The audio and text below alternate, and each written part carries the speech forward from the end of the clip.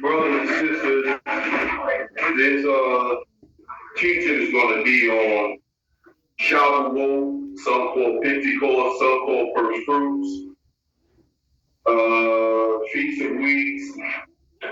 But the thing with this particular feast day is that we still have Israelites waving the two wave laws according to the Torah. You know, growing up, I used to love this feast day. It was people used to bake the wave loaves, banana cakes, all sorts of cakes and stuff, cinnamon cakes. But as I've gotten older, I begin to read, and I see that the wave loaves, one, there was something wrong with it. And as much as I liked the festival, there was still something wrong with it. The things that people was doing with the wave loaves. So should the two wave loaves be waved today? The answer is no. We're gonna get into that. But we're just gonna go right back, like I said, I always go right into the scriptures. That's what it says in Leviticus chapter 23, verse 17. It says, bring out of your habitation 2 wave loaves and 2 10 figs. They should be of fine flour. They shall be baked with leaven. They are the first fruit unto Yah. So as we see, according to the Torah, you had to bring out of your habitations 2 wave loaves to be weighed before the Most High. Now, once again, the Most High gives you ingredients. And it clearly tells you right here, bring out of your habitation 2 wave loaves or 2 10 figs. They should be of fine flour. They shall be baked with leaven. That's what the Most High said. Flour baked with leaven. They didn't say put raisins in it. They didn't say put cinnamon in it. Banana cakes. It didn't say none of that. You see, this is the issue that most Israelites have. They begin to bake cakes. I understand. It's like a bagel in some places of worship. But that's not what that was about. First of all, the Most High gave you 2 things. He gave you the ingredients. He said fine flour with leaven, and he gave you measurements. 2 10 figs. Now, this is the issue. Because when the Most High gives you a law, number 1 is to be followed. We can go into the Torah and it clearly tells you in Deuteronomy chapter 4, verse 2, you shall not add unto the words which I command you, neither shall you diminish from, that you may keep the commandments of Yah your your hand. So you can't add nor take. If your measurements are wrong, it's not presentable to the Most High. And if you don't believe me, you go dig up Nadab and Abihu, Aaron's two sons, and ask them, do the Most High give a law? And when the Most High give that law, and very clear about that law, then it means business. Yes, they offered up strange fire before the Most High. Now, they did something that looked right, appeared right. They probably was in the right spirit doing it, but it was wrong. Because the way they were supposed to get the fire from it, they didn't get it from it. So although they was offering up incense, which was supposed to be opened up, if the fire was wrong, that made the whole sacrifice or the burning of the incense wrong. If I was to say right now, okay, it's Pesach, Passover, I don't have a lamb, I'm going to go roast a chicken. If that's not going to be acceptable, that sacrifice won't be acceptable because the Most High said the lamb was the first year. So how can you substitute with the Most High ingredients by putting pineapples and all of these other sweet cakes? That's not what the Most High said. He said 2 weight loaves, 2 10 bills. He gave you measurements for a reason. Second issue is this, and this is something that Israelites have issues with, okay, is who's supposed to weigh your weighing load, your 2 weighted loads? First and foremost, the Kohen, the priest, was supposed to weigh your weighing loads, okay? There is no more priesthood, okay? I know Israelites will call themselves Levi. Israelites will say they from their tribe. You even got Israelite brothers claiming nations off of the tribe of Levi, which is wrong. But my point is that there is no more priesthood. According to the prophecies in the Tanakh, the Most High think you knew that the Levitical priesthood was eventually going to be over. You can't just grab a man off the street, or because he's your teacher, your moray, you now giving him a priest. No. And if you was from the tribe of Levi, that still don't make you a priest.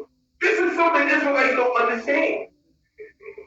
You got the tribe of Levi, you got Gershon, Merari, and you got Kohath.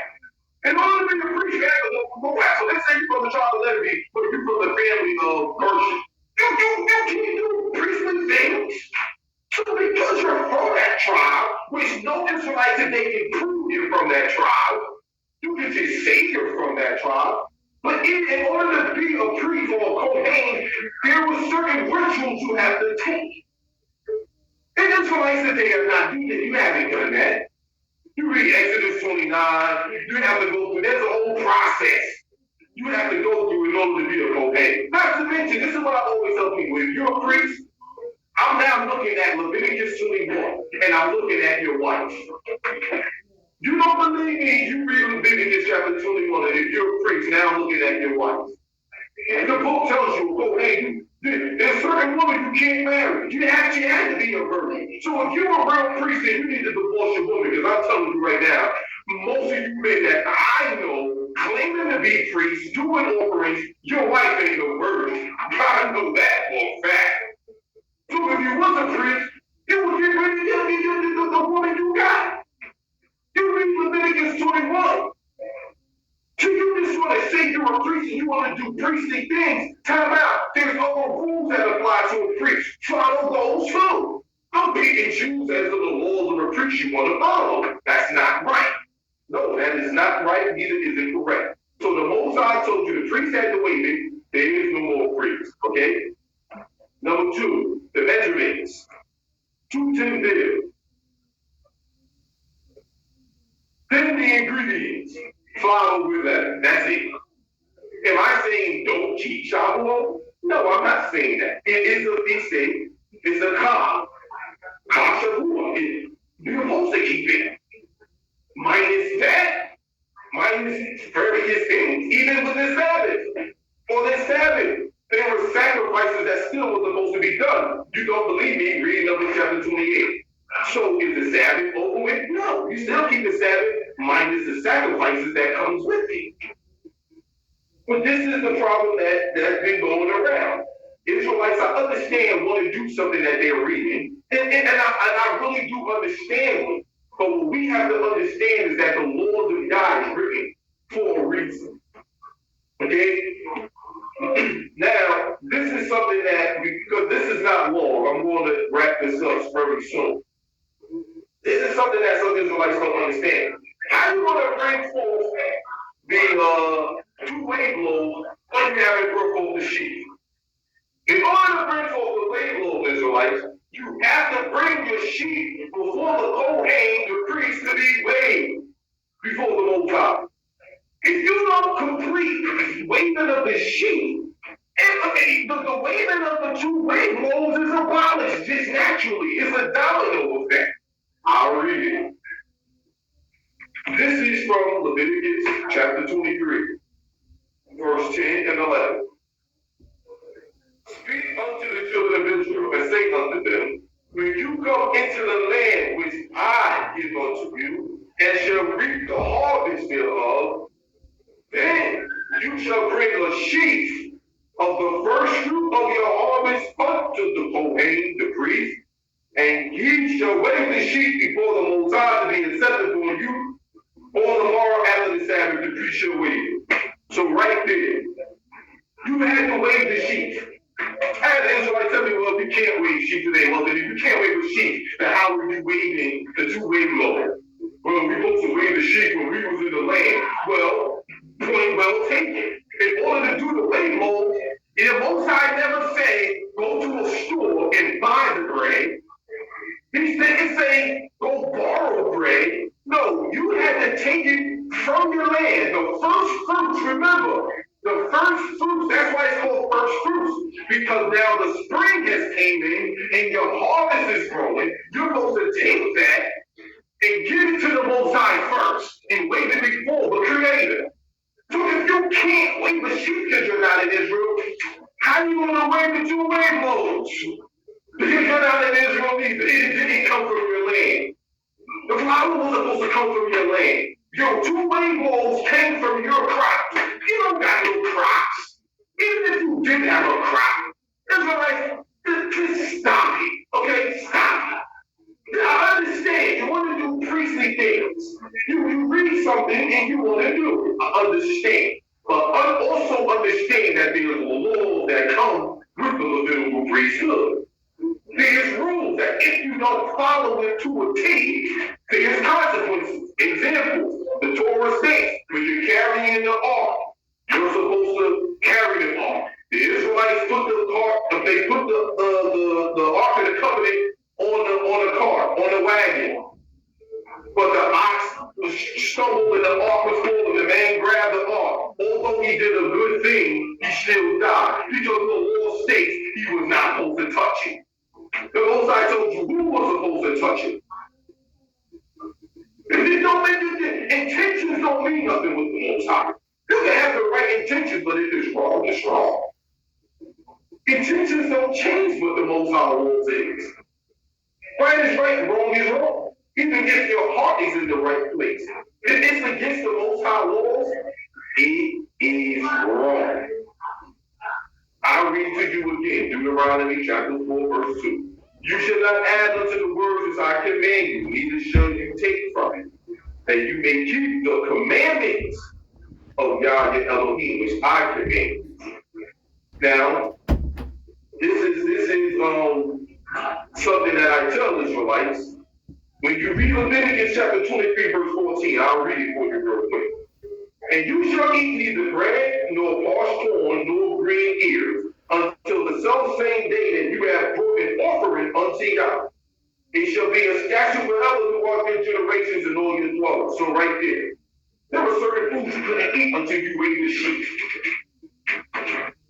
There were certain foods you couldn't eat until you ate the sheep. So this goes to show you, before you even get to the two-way blow, you got to first start here. You don't build a house from the top down. You build it from the floor up. And you got to start from the beginning. The beginning of all of the offerings started with the sheep. And you got Israelites saying, well, the sheep does abolish a day, but then why not the two-way blows? Why not the two-way blow? Do you know what was in the sheep? I think that you can go get that and weave it. At the end of the day, I don't care who this man called himself. I don't care how much people be giving titles to a man calling himself a priest. Whatever, that's a whole other story. At the end of the day, they are not supposed to be waving nothing. The Most High even gave laws on people waving things. If you got a lip, you can't wave the two-way mode. If you blind, you can't wave the two-way mode. If you're a dwarf, there's a lot of laws that come with that. There's certain things that the priest you can't do if you got certain elements. You cannot do it. That's Torah. You don't believe me. Read Leviticus chapter 21, and you will see the laws the Most High gave for Kohen. So before I wrap this up, I just want to go just recap. The priesthood is over with. Okay? In order for a man to prove he's a priest, I'm telling you, Israelites, it would be impossible. Because the Most High tells you in the scripture that we will discontinue from our heritage. We don't know what tribe we're from. And there are brothers out there with this week 12 tribe chart, which next week I am going to definitely discuss that. That is a lie. Okay? Talk about African Americans are from Judah, the tribe of Benjamin is the West Indians, the Haitians are the Levites. Oh, I'm going to attack that. Okay? Which don't make no sense because I'm just going to leave that until we get to next week. But at the end of the day, even if you was from the tribe of Levi, what family in Levi you're from? You got to be from a certain family in Levi. To prove it, Korah. Korah he was a Levite. He was from the tribe of Levi. And he still could not do priestly things, and he was from that tribe. You can't even prove you're from that tribe, prove you're one of Aaron's sons, but yet you still want to do priestly things. After you read what happened to these people who were from that tribe and trying to do things that was not Kohen. Wow. Number one, the priesthood is over. Okay, that's you can go into the prophecy, we can go into the prophecies of the book of Daniel, we can go all over it. The book of Prophet Isaiah, the priesthood is over. Okay, it stood for a certain amount of time. Now it's over. Number two, the book says you're supposed to count the omer. Okay, I asked Israelites, what's an omer? Some Israelites don't know what's an omer. What is an omer? It says you should count the omer. Do you have one? This is the thing that I always tell people. All of this has to take place before you even weigh. Before you even get to the Feast of Shavuot or Feast of Weeks or First Fruits, you got to count the omer. Okay? 3, it has to come from your crop. It has to come from your land. Okay? And you can't buy it. The first fruits was the crops that you received, that you brought to the Most High. Okay? And the Most High said, 2 tin did. He gave the measurements with it. Okay? So, I mean, my thing is this. I understand you want to do priestly things. You can keep this feast day as the Most High said you would without that. Okay? You can keep it without that. Understanding the time we're in. It's understandable. And that's by the standards of the Torah, you can only say, look, you can't do it. With that, I say shalom. Just to finish the last point that I was making concerning Shavuot, or the Feast of Weeks, First Fruits, the Torah clearly tells you 3 times a year all males shall appear before the Most High in Jerusalem. So because I can't, so you're telling me in order to keep the feast days, I gotta get a plane ticket and fly to Jerusalem. This is what I'm saying. You can't do it. Even if I was to go to Jerusalem, where's my temple at? Where's my priest that's there? You can't do it. The temple is over with. The temple is over with. The Levitical priesthood is over with. Even the Jew man, as much as I dislike him, he don't even tell you the Levitical priesthood is over with. 3 times a year, OML shall appear before the Most High. So that means 3 times a year, I gotta get my money and go get a plane ticket to do a round trip from Jerusalem back to New York. Every year, I'm gonna have to do that 3 times a year in order to keep the feast days. Oh, so you can disregard that and just keep the feast days in America.